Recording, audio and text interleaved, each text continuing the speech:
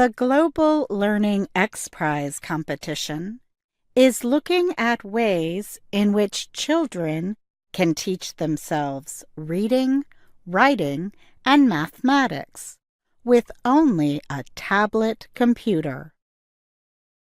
The X Prize Foundation and its supporters are offering $15 million for computer programs that teach simple skills to people who have never attended school. Matt Keller is Senior Director of the competition. He described the goal of the prize this way: "It's a little bit out there. It's a little bit of a crazy idea." The first Global X Prize competition is awarding millions of dollars to the team or company that develops the best educational app. The United Nations Educational, Scientific, and Cultural Organization, or UNESCO, estimates that 263 million children around the world are not in school. Teaching these boys and girls is a problem that researchers are trying to solve. Keller spoke to VOA about the prize. Can you develop something that's so intuitive, so inferential, so dynamic that you give it to a child who is illiterate in a very remote part of the world? She picks it up, she touches it, and she begins to learn how to read. And that's the challenge that we put out to the world. About 200 teams entered the competition. From that group, judges chose 5 finalists. Each was given $1 million. From the 5, the judges will choose a winner to receive a $10 million grand prize. The finalists will begin testing their computer applications in November.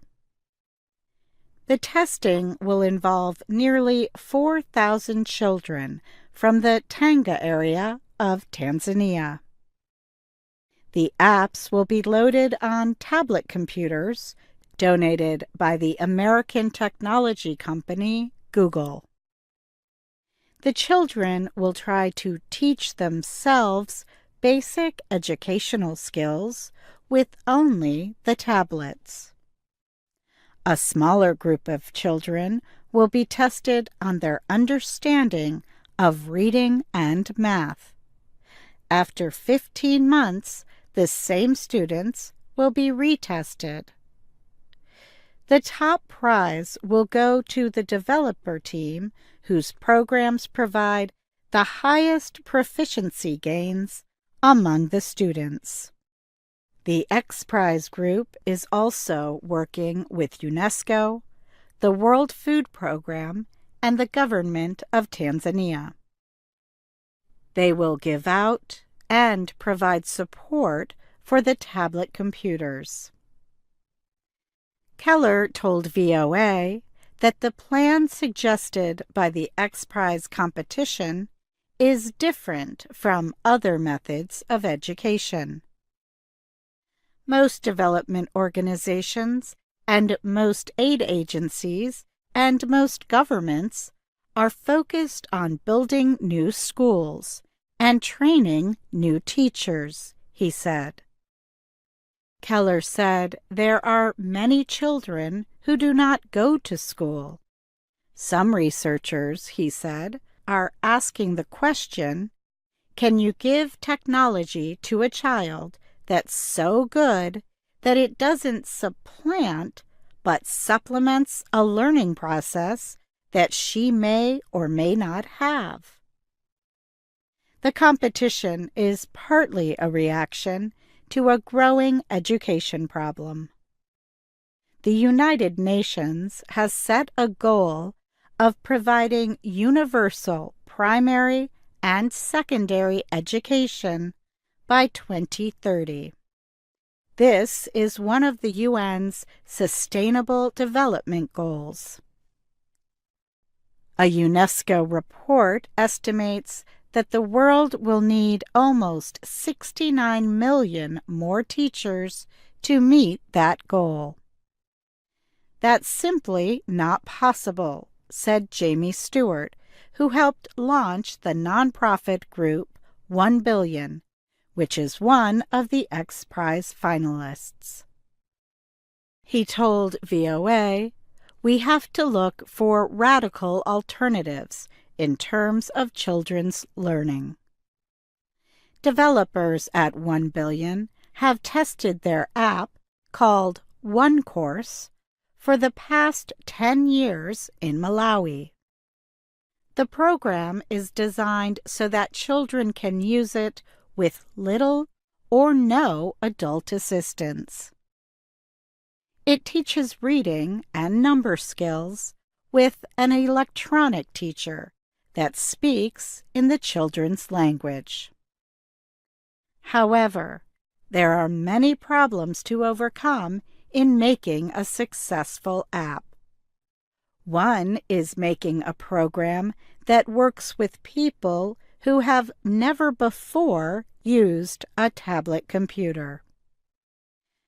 Stewart said what is most important is keeping it simple, keeping it focused on the individual needs of the child.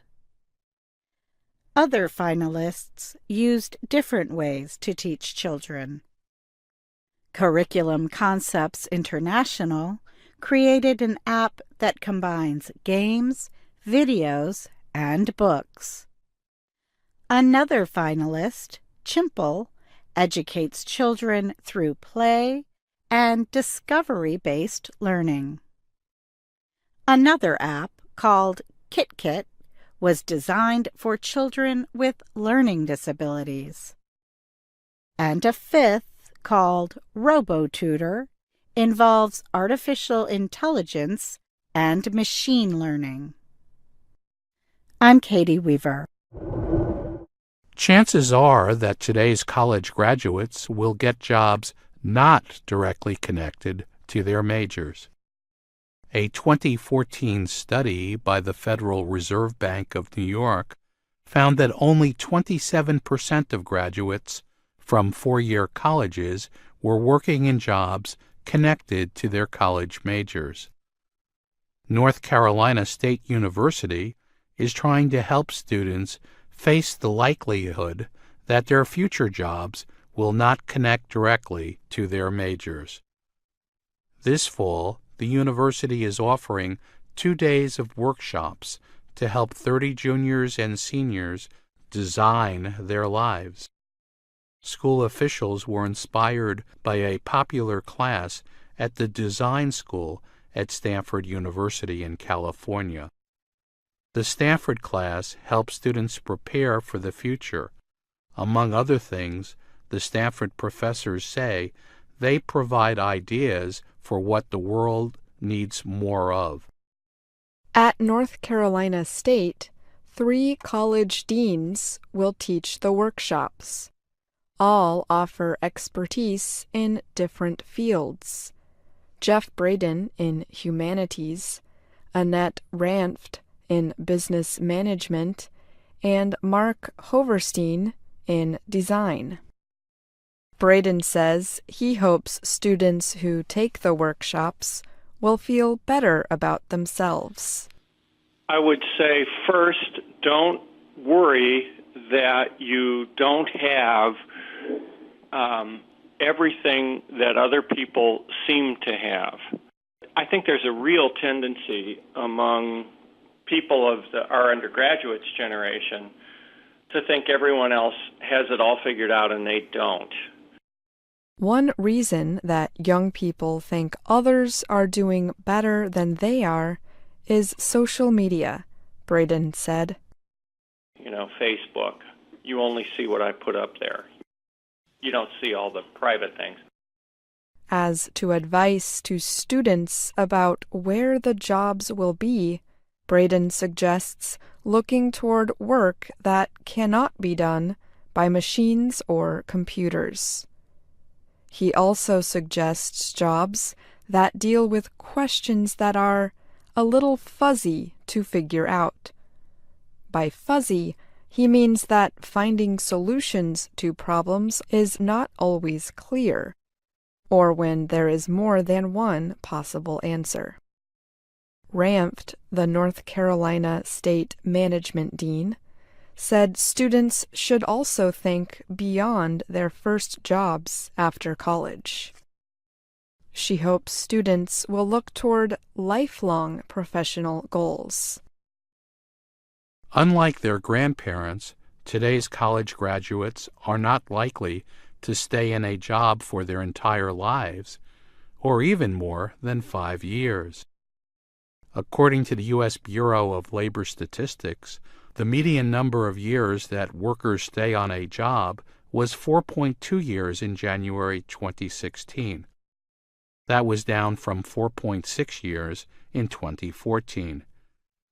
The days of someone working at the same job for his or her entire life are over, Brayton said. Liberal arts is an area of study that includes literature, psychology, political science, philosophy, sociology, and other subjects, including performing arts. Some believe that liberal arts majors will have a hard time finding a job after college, given the importance of technology. Not so, says a report by the jobs website Monster.com. It says that liberal arts majors bring skills to jobs in technology, marketing, and business operations, among others. That's because your studies have taught you how to think critically, research thoroughly, and write well, all of which are skills any employer will value, the Monster.com report said. Brayton said that he hears from parents who are worried about their students majoring in liberal arts or humanities. But he recalls asking one of the worried parents what they majored in college. "I majored in English, but now I'm in sales," the parent said. Brayton responded, "Okay, thank you. You just proved my point." By the numbers, the U.S. Census Bureau found that engineering was the major that produced the highest average salary after graduation, $92,000. The major with the lowest annual salary was Visual and Performing Arts, $50,700. I'm Ashley Thompson. And I'm Bruce Alpert.